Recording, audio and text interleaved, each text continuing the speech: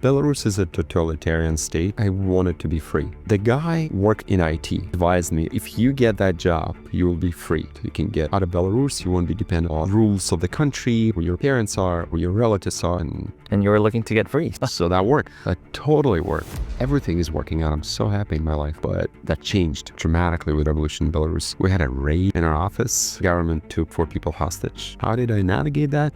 So you recently crossed 100 million of ARR. How did that feel when you noticed that actually happening? There's a brand value of the 100 million ARR, brand value of becoming a unicorn company. Yeah, you feel good, but... My name is Tae. I'm a partner at Altos Ventures. We are very excited to have Mikita here with us today. Such a pleasure to have you here and to hear your story. So thank you for being here. Thank you, Tae. Maybe just a quick introduction of yourself and PandaDoc. My name is Mikita Mikado. I'm the CEO and co-founder of PandaDoc. PandaDoc helps dozens of thousands of companies to streamline their work with contract, quotes, proposals, forms, get those documents sent to customers, signed electronically, hundreds of thousands of people that use our product. Mikita, tell us the story of starting PandaDoc. It wasn't even called PandaDoc in the beginning. When was it? What were your observations? Why did you decide to start the company? PandaDoc is a step function of web design business that I've run landing in America. Something like, oh my God, it's been such a long time, 22 years ago. It started as a very simple tool to address an internal need, transformed into something bigger as we learned along the way. So let's just start with the very early days. Actually, even before the 22-year journey of PandaDoc. You're from Eastern Europe. Where were you born? What was your upbringing like? I was born and raised in Belarus, which is a small country between Poland and Russia. I always wanted to have an opportunity to using my passion, energy to try to build something.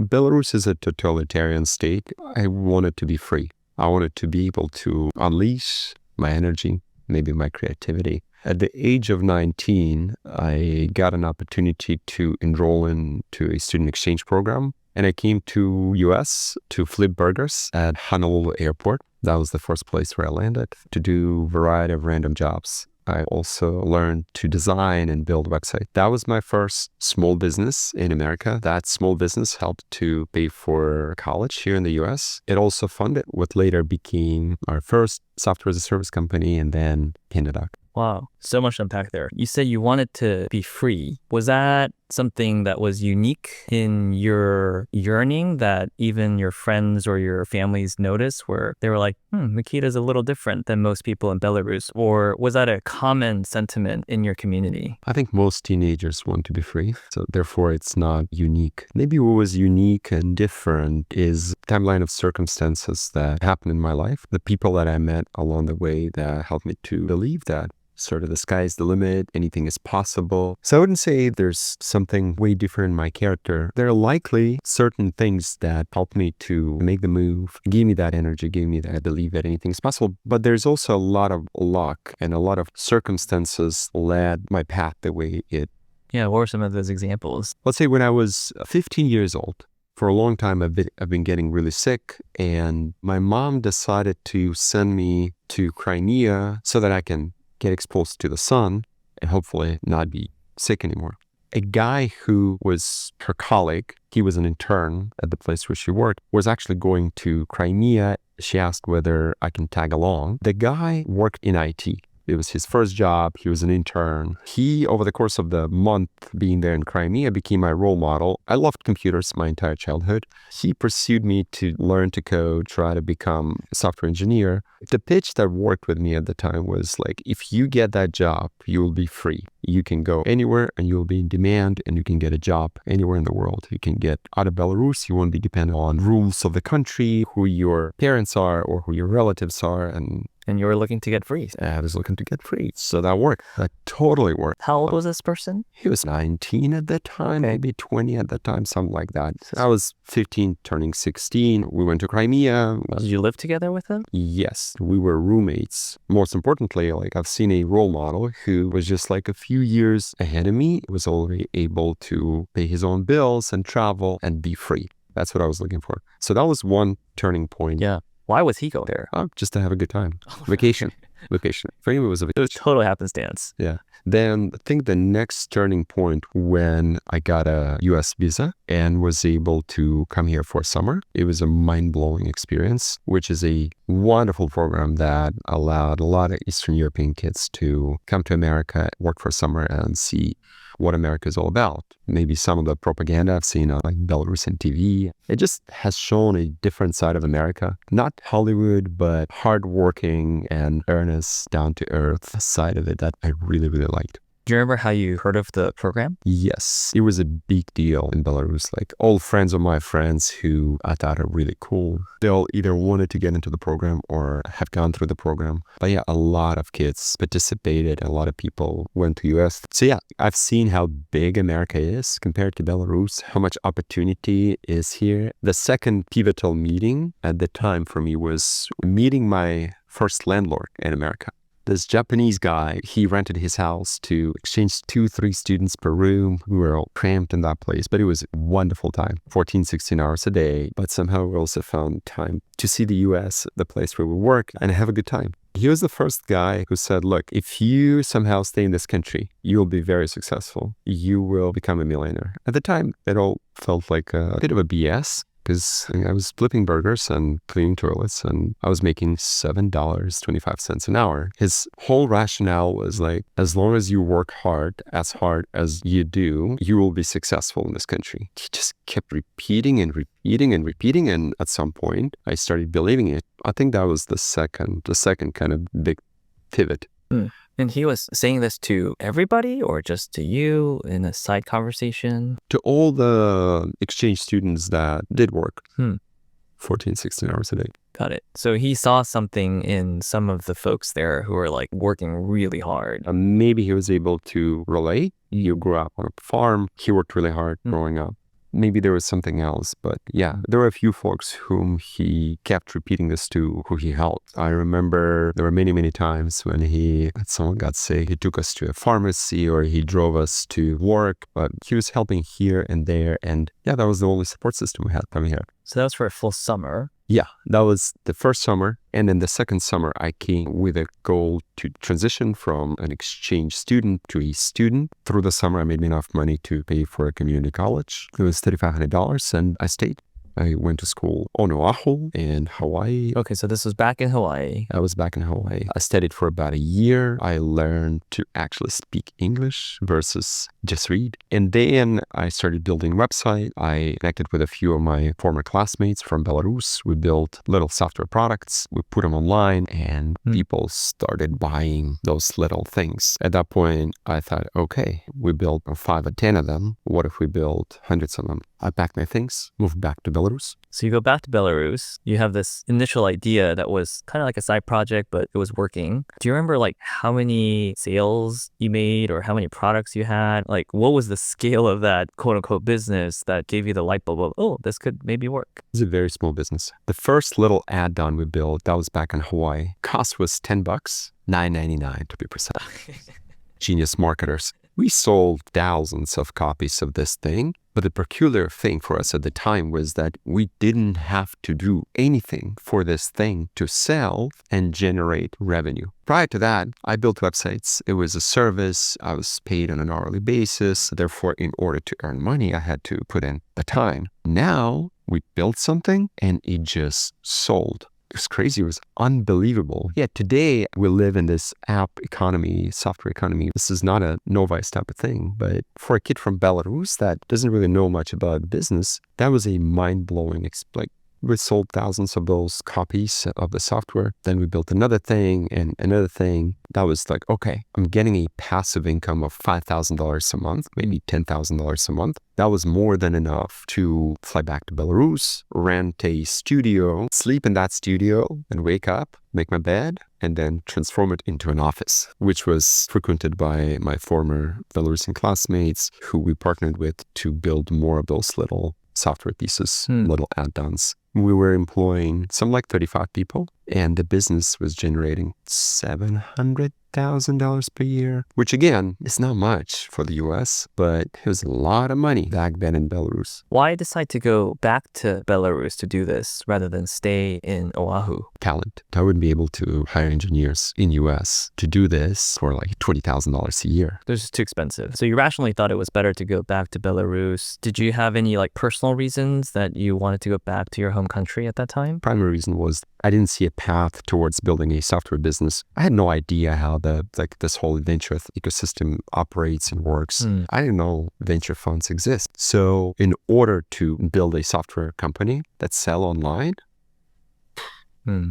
which is amazing. Yeah. I thought I have to go back, try to hire my friends. That's what I did. Wow. What was the best selling or the most used app in that initial software? Like what was the actual software supposed to do? I can tell you what the first thing did. Yeah, what was the first one? It was an extension for web content management system, exported data. What I mean by web content management system, imagine something that sits behind a website and then updates content, yada, yada.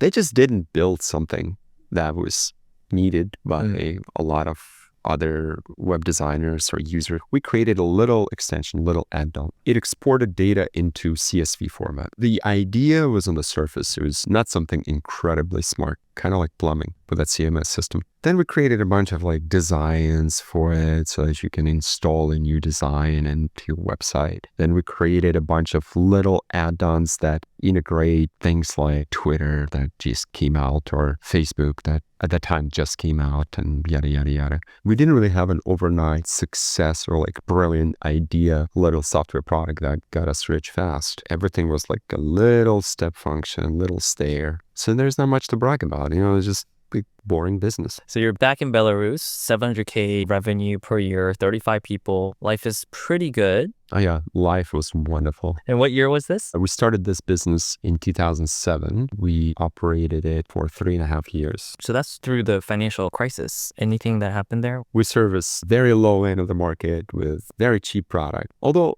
we did have Microsoft as a client. Wow. We got lucky with. Tell us about that. Somebody within Microsoft, but one of those little extensions wanted a customization. They came to us. I tried my best to present ourselves something bigger than we really were. We were a 15 people, 2-bedroom apartment turned into an office. That's what it was. If they knew that, they'd never do any business with us.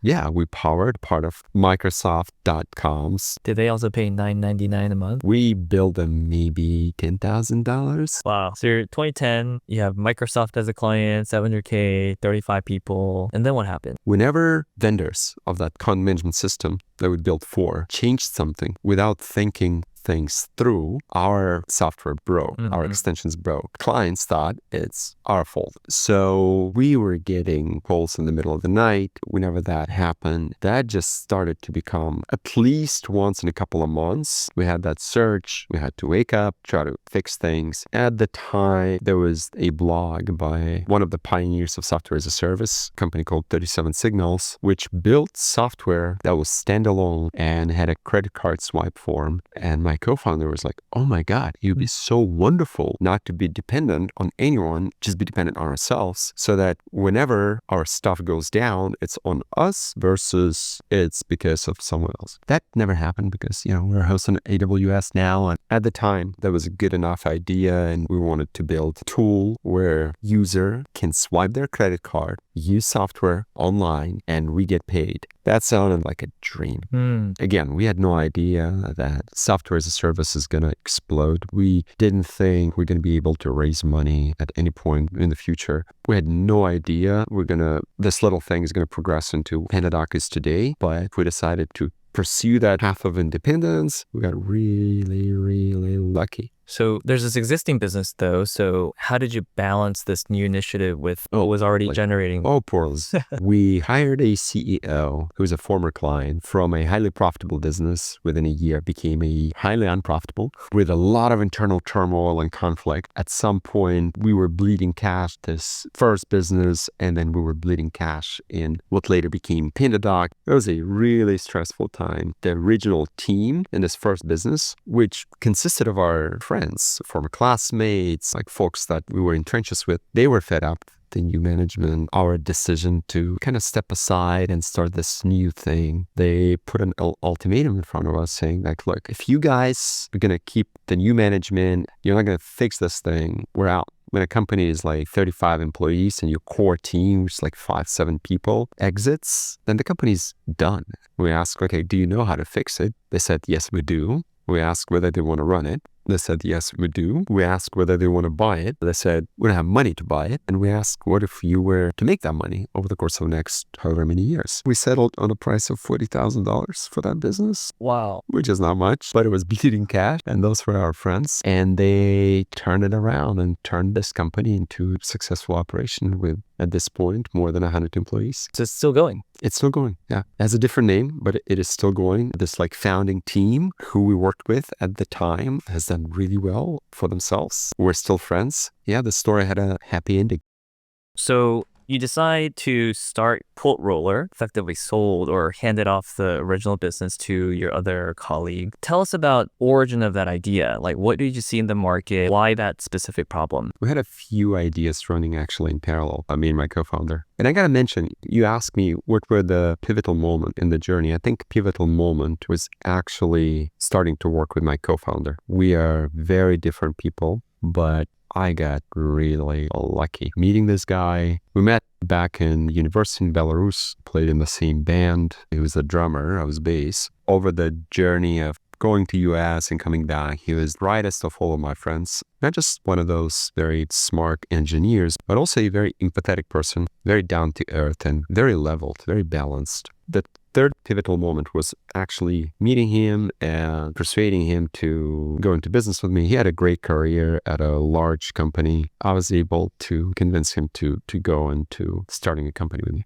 So he wasn't involved in the first... He was. Oh, he was. He started the first company. Oh, okay. So he was already involved. He was part of the 35. Yeah. The two of you took the lead of, hey, we got to try this new thing. We were looking at a bunch of different ideas. Some of the ideas were my ideas. Some of the ideas were his ideas. There were a few things we were trying to like tickle with. Quilt Roller, which later became PandaDoc, was among all probably the most feasible to execute. It just made the most sense among everything we try to pursue. We tried to build Airbnb for Eastern Europe. It was for Airbnb. I want to say it was at the time. At the time, Airbnb was launching here. Okay. It was a really tough business. We tried to build a scheduling system for small businesses, like brick and mortar businesses. It was a good business, but my co-founder didn't like the code base there and he just trashed it. He was trying to do a project management system and I trashed that one because at the time there were just too many other options. I felt it's a red ocean type of market and we shouldn't do that. And then there was a summer I had to go to the US. He had to stay in Belarus and hold the fortress. That got him into sales because he needed to build sales proposals and he hated how much time that process take. Originally, Quilt Roller was his idea.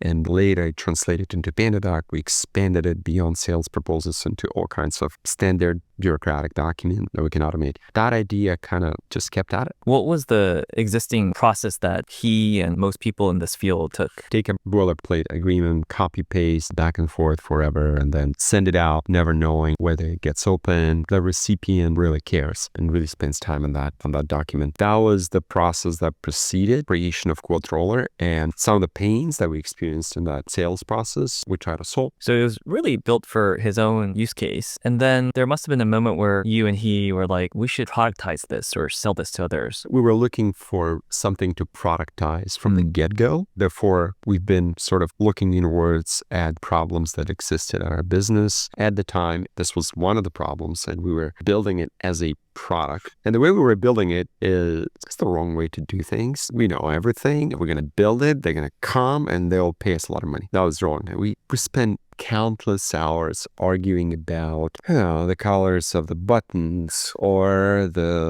where this tab goes or whatever, some nonsense. I remember spending all of our money, draining all of our savings to launch this thing, then see how people that come to the application end up paying. That was soul-wrecking. But it helped us to learn that we know nothing about like the market, the problem, the pain points, have to check our egos, go talk to the market, go talk to customers, tell them their ideas and their pains and then their thoughts. I think that first failure was in this particular product was very impactful, very helpful towards building the bigger vision. The way it was set up was similar to your prior version where people could just come in, sign up, download, get access to it, and just start using with a credit card. It was first just a free tool. And we thought, okay, the moment we're going to attach billing to it, people are going to pay us. That was not the case. We had some like 3,000 freemium users. Only 6 ended up paying some like $9 or $18 a month, which considering the money we spent to build this thing was nothing. How are they even finding out about this though? Like the 3,000, do you remember how they even came? A myriad of different techniques that were the result of the natural anxiety I had at the time. Sick. I was in a constant fear and I was trying to run different experiments to get the word out there. Was this targeted to the Belarus community or was it global from day one? It was global from the day one. In fact, we were building a tool for sales proposals. It wasn't applicable to Belarusian market in any way. We didn't build it in native language. It was English from the day one. Got it. And so no real funding yet, right? You were self-funding it at that point? I didn't know that funding that it exists. I only later learned that it exists. Weekend, kind of a meetup that we randomly read about online and we decided to show up.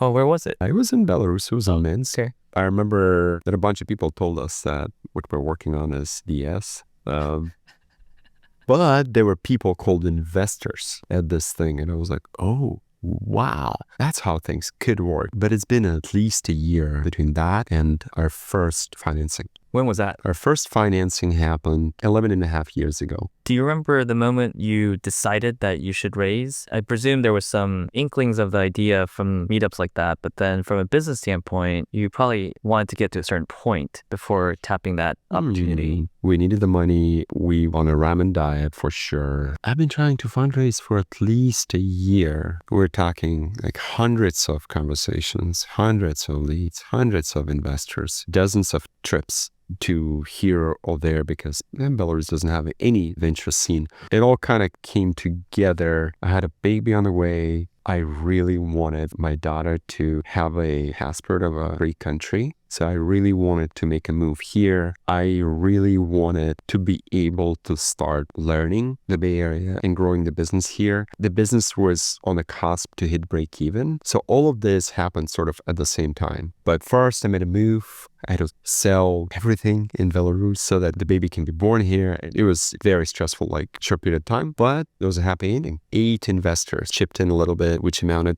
to $650,000, which at the time I thought they're crazy.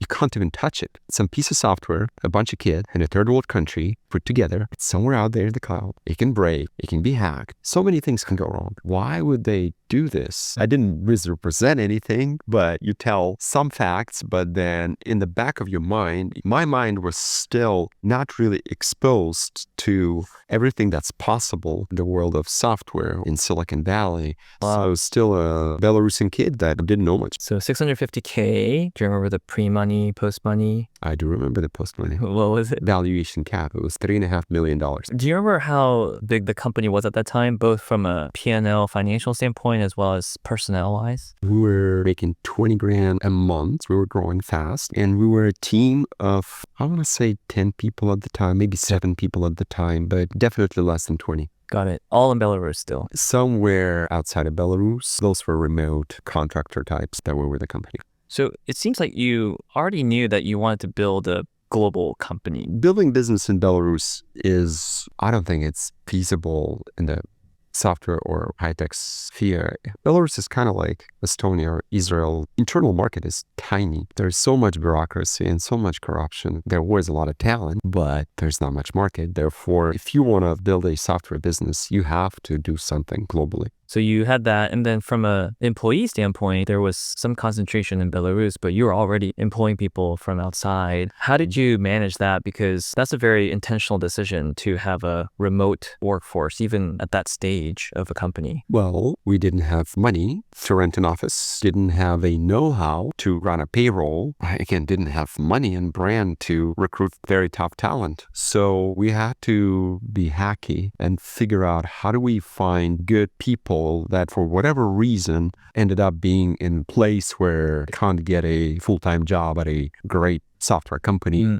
employing full-time. And we found them. Wow. So you moved to San Francisco. Where's your co-founder at this time? Belarus. So he stayed? Yeah. Is he still there? He moved 2 years after me. Okay, so he followed suit. So you both come to San Francisco, and then share with us the journey from there. So what is the quote roller journey? And then when does the PandaDoc name come into play? It started, our first office was townhouse I rented in San Francisco. Okay.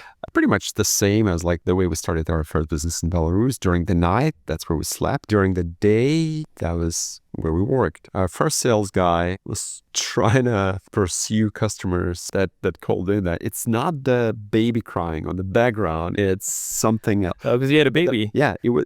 That was the case. The baby was crying on the background, and then we were sitting in the living room trying to be that make calls or write some code. Then that progressed into a small office in the middle of nowhere. Then it progressed into a small office, San Francisco, one of those live-work apartments, townhouse. Then that progressed to a tiny office on Kearney Street. Then it grew. So you're starting to have some center of gravity in San Francisco. Was that intentional? You were hiring here and you have a separate team in Belarus, and you wanted this to be the center. I read a lot of TechCrunch, and they said that's where software companies, in retrospective, I think that was another good decision because it put me into environment where I was able to learn so much so quickly from so many people that had experience that I didn't have or had a know-how that never exposed to. It was so much easier to surround myself with people smarter than I am here in the Bay Area compared to Belarus. I stayed here. However, we kept hiring people all around the United States. We had American living in Europe who worked for us. We tried to scramble and figure out all kinds of like hacky solution towards talent. As you're scaling, you have a global team, and you've had some very interesting and tricky situations to navigate. Wars are involved. Tell us about some of those big struggles or challenges that you've faced over the years. I think the first struggle is what is I'm supposed to do in my role. It was rough trying to hire people here in America. It was rough trying to lead people. I made so many mistakes. If I was to go back, I would do a lot of things differently. What is one thing you would do differently? The biggest mistake you probably made? I micromanaged so many times. Yeah, you know what? I'd leave you with these two. I think lack of patience is a lot of mistakes, a lot of challenges came from. Maybe at times some boneheadedness. I know like how to do better, close-mindedness. There's a lot I got to learn, and I have to learn while keeping an open mind. That helped quite a bit. There are some challenges outside of our domain, our control. There was COVID, which happened to everyone. But then during COVID, there was a revolution in Belarus. We sided with the democratic side of it. A video that I posted in response to violence that the government induced on people got way more views than I expected. We had a raid in our office, a way to retaliate. The government took 4 people hostage. The last one was released after 11 months in prison. That was a really, really hard time. We had to exit Belarus. We survived, and the team there has shown so much resilience. How many people in Belarus at that time? At that time, we had 220 people in Belarus. Wow. What are you actually doing to get them out? We had to employ lobbyists here in the US. That was hard. That was a process. It was really tough. So they leave. Where did they go? Ukraine. We scale operations out of Ukraine, and then the war in Ukraine breaks out. And for another year and a half, we become a migration company, which enables people to migrate to Poland, Portugal, then in Belarus and Ukraine. Completely changed our P&L. We had to do a lot of catch up. It's been a tough year and a half, but we migrated over 300 people at a site of dictators, at a site of the war.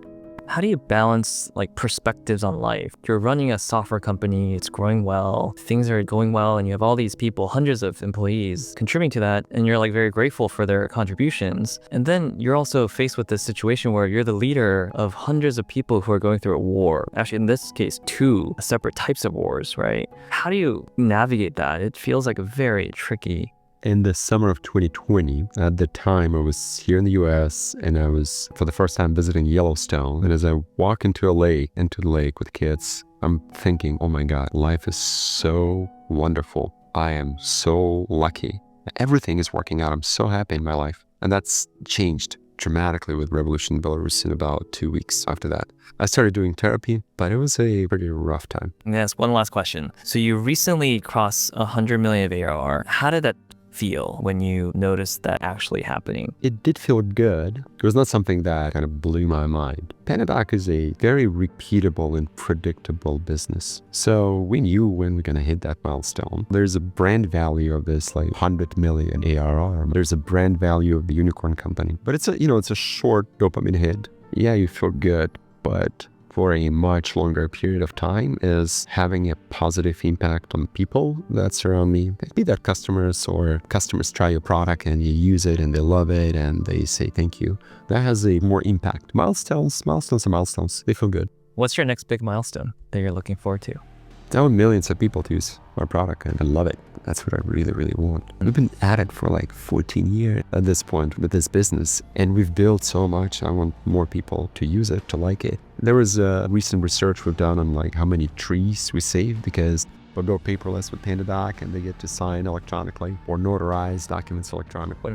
We discovered that it's like dozens of thousands of acres of forests that are saved thanks to that. That's cool. Imagine 10xing that. That's wonderful. But what feels even better is millions of people using the thing and benefiting from the thing and enjoying the product. That's great. Thank you, Mikita. Really appreciate it.